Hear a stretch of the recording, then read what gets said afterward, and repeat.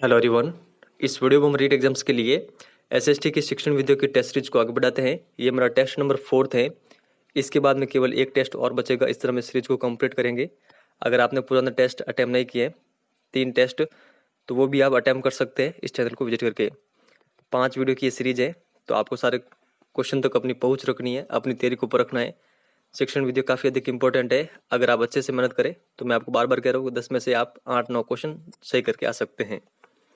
तो चलिए शुरुआत करते हैं। फर्स्ट क्वेश्चन देखते हैं। ग्राफ का रूप है क्षेत्रफल वाले ग्राफ, दंडलंब ग्राफ, चित्र ग्राफ या फिर उपरोक्त सभी। तो देखिए ग्राफ के ये सभी रूप होते हैं। तो यहाँ पर ऑप्शन नंबर 4 इसका करेक्ट आंसर होगा, उपरोक्त सभी।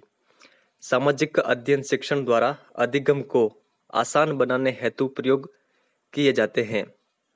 श्रव्य साधन, दृश्य साधन, श्रव्य दृश्य साधन या फिर उपरोक्त सभी। तो देखिए इसका जो करेक्ट आंसर होगा वो होगा उपरोक्त सभी। इन सभी का प्रयोग किया जाता है अधिगम को आसान बनाने के लिए। अनुदेशात्मक तकनीकी में अधिगम को सुविधाजनक बनाने हेतु सम्मिलित की जाती हैं प्रविधियां, विधियां, शिक्षण सहायक सामग्रियां या फिर उक्त सभी। तो देखिए इसका जो करेक्ट आंसर होगा वो होगा उक्त सभी। ये आपको ध्यान रखना है। दृश्य श्रव्य साधनों द्वारा सामाजिक अध्ययन में किस प्रकार के अनुभव प्राप्त किए जा सकते हैं?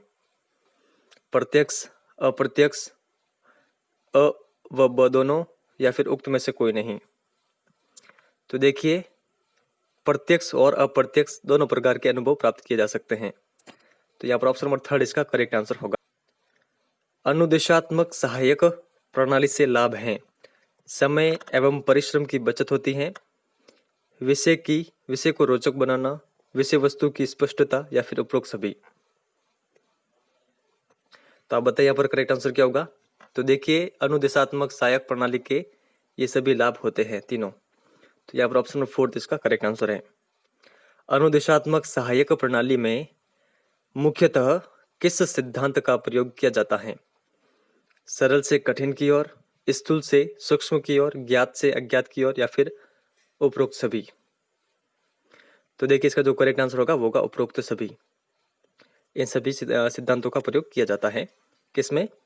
अनुदेशात्मक सहायक प्रणाली में। दृश्य श्रव्य सामग्री की आवश्यकता निम्न में से किस विधि के लिए आवश्यक नहीं है? समस्या समाधान विधि, व्याख्यान विधि, योजना विधि या फिर उक्त सभी। तो देखिए इसका जो करेक्ट आंसर होगा वो ऑप्शन नंबर 2 व्याख्यान विधि। शिक्षक सहायक सामग्री का शिक्षक को क्या लाभ प्राप्त नहीं हुआ है? बालकों का ध्यान केंद्रित करने में ये सामग्री सहायक है। बालक चलचित्रों को देखते हैं तो शिक्षक को पढ़ाना नहीं पड़ता।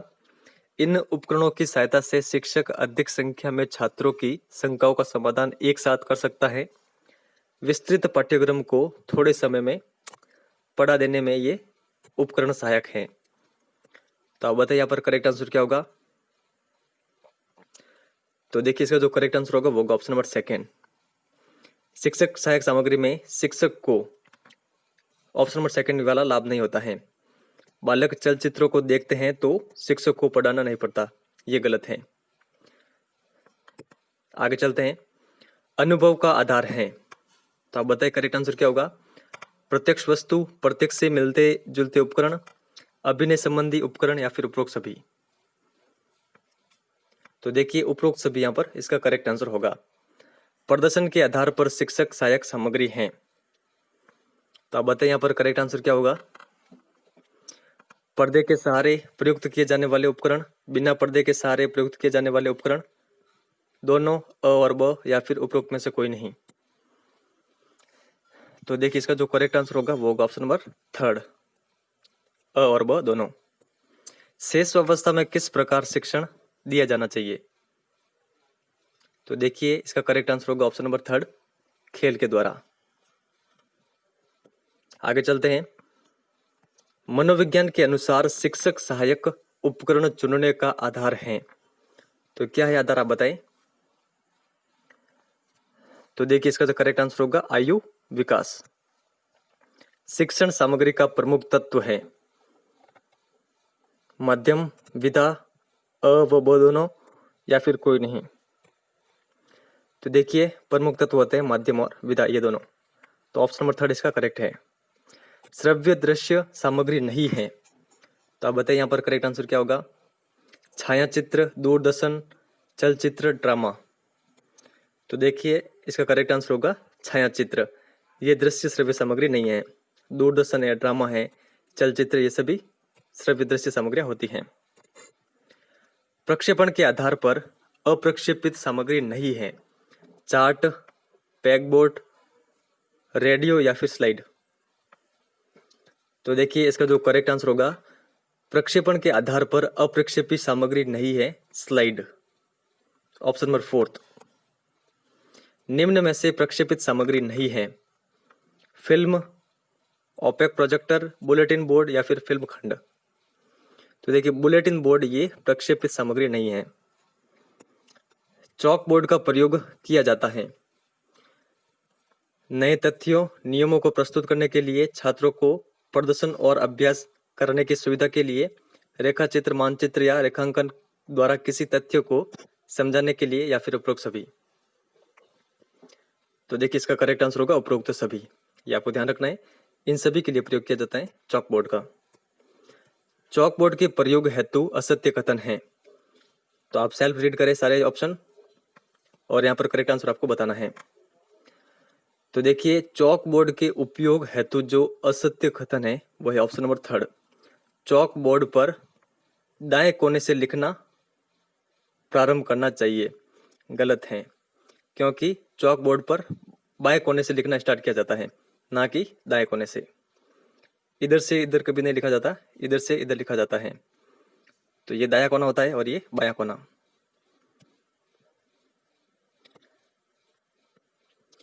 यहाँ पर फ्लेनल पट्ट बना होता है, तो किससे बना होता है आप बताएं?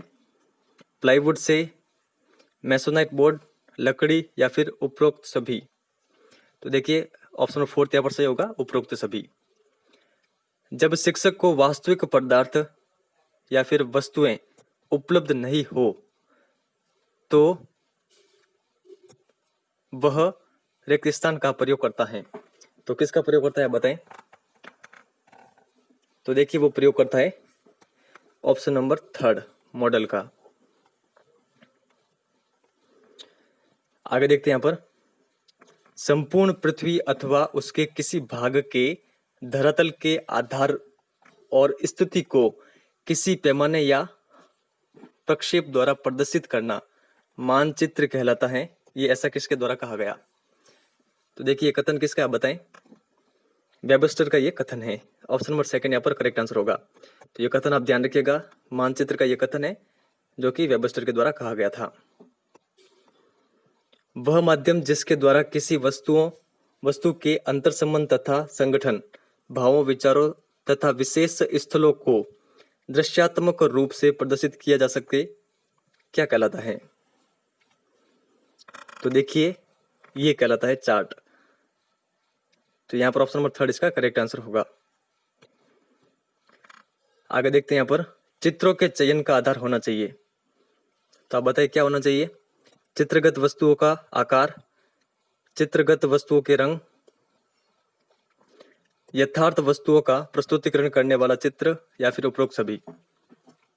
तो देखिए चित्रों के चयन के सभी आधार होने चाहिए। तो ऑप्शन नंबर 4 यहाँ पर करेक्ट होगा। सामाजिक अध्ययन शिक्षक के लिए नवाचार नहीं है। मूल शिक्षण, पाठ्यपुस्तक, प्रयोगशाला, स्थानीय भ्रमण। तो देखिए ऑप्शन नंबर 2 करेक्ट होगा, पाठ्यपुस्तक।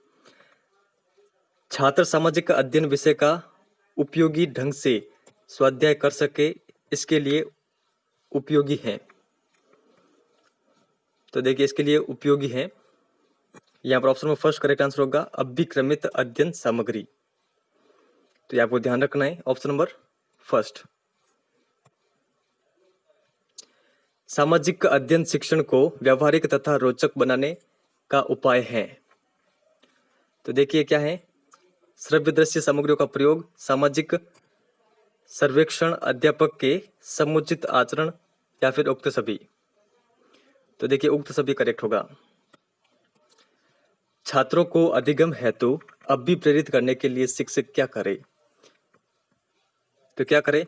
विषय वस्तु को जीवन से संबंधित करे, श्रव्य दृश्य सामग्री का प्रयोग करे, पुनर्बलन देना, या फिर उक्त सभी कार्य। तो देखिए, मोटिवेट करने के लिए ये सभी जरूरी है, तो यहाँ पर उक्त सभी करेक्ट होगा। सामाजिक ज्ञान प्रदान करने हेतु सर्वोत्तम साधन है भाषण, सहायक सामग्री, सामुदायिक साधन, या फिर उक्त सभी। तो देखिए, इसका करेक्ट आंसर होगा ऑप्शन नंबर 3, सामुदायिक साधन। सामाजिक ज्ञान प्रदान करने हेतु सर्वोत्तम साधन। आगे देखते हैं यहाँ पर, सर्वाधिक प्रभावशाली शिक्षण सामग्री है प्रक्षेपित, अप्रक्षेपित, क्रिया आधारित, प्रत्यक्ष अनुभव, या फिर उक्त में से कोई नहीं। तो देखिए, सर्वाधिक प्रभावशाली शिक्षण सामग्री होगी ऑप्शन नंबर 3, क्रिया आधारित, प्रत्यक्ष अनुभव। कंप्यूटर को कहा जाता है, क्या कहा जाता है? विद्युत मस्तिष्क, मानव मस्तिष्क, इंटरनेट, गतिशील चालक। तो देखिए, करेक्ट आंसर होगा ऑप्शन फर्स्ट, विद्युत मस्तिष्क। उच्च प्राथमिक स्तर पर अधिगम सामग्री का उपयोग छात्रों में आत्मविश्वास की भावना पैदा करता है, अध्ययन के प्रति रुचि पैदा करता है, उच्च शिक्षा हेतु प्रेरित करता है, गृह कार्य की प्रेरणा देता है। तो देखिए, इसका जो करेक्ट आंसर होगा वो ऑप्शन नंबर 2, अध्ययन के प्रति रुचि पैदा करता है। श्रव्य दृश्य का प्रयोग निम्नलिखित में से किस आधार पर महत्वपूर्ण है? तो किस आधार पर महत्वपूर्ण है? यह है ज्ञानेंद्रियों का संबंधित ज्ञान से साक्षात्कार। चार्ट बनाते समय किस बात का ध्यान रखना चाहिए? चार्ट भड़कीले होने चाहिए, एक चार्ट अनेक उद्देश्य लिए हुए होना चाहिए, एक चार्ट एक ही उद्देश्य लिए हुए होना चाहिए, या फिर कोई नहीं यहाँ पर। तो देखिए, इसका जो करेक्ट आंसर होगा, चार्ट बनाते समय ये ध्यान रखना चाहिए कि चार्ट एक ही उद्देश्य को लिए हुए होना चाहिए। ऑप्शन नंबर 3 इसका करेक्ट आंसर होगा। कक्षा में सहायक सामग्री का प्रयोग करते समय ध्यान रखने योग्य बिंदु कौन सा है? तो देखिए, ये है सहायक सामग्री निर्धारित समय पर दिखाकर हटा ली जाए। पाठ्यपुस्तक होनी चाहिए, तो किस प्रकार की होनी चाहिए बताएं? तो देखिए, ये होनी चाहिए बाल केंद्रित। और हमारे लास्ट प्रश्न है, पाठ्यपुस्तक का चुनाव करते समय किस बात पर विशेष ध्यान देना चाहिए?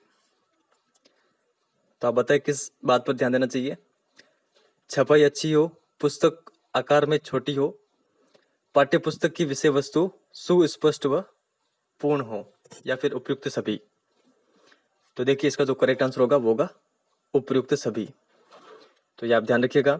तो फ्रेंड्स, ये था हमारा वीडियो। अगर आपने लास्ट 3 टेस्ट नहीं देखे, फर्स्ट, सेकंड और थर्ड, तो आप इस चैनल को विजिट करके वो भी जरूर देखें। वो भी आपको काफ़ी अधिक हेल्प करेंगे और आपको भी पता चलेगा कि एग्जाम में किस तरह के क्वेश्चन आते हैं। आप जितने अधिक क्वेश्चन की प्रैक्टिस करेंगे, आपके सिलेक्शन के चांस उतने ही अधिक बढ़ेंगे।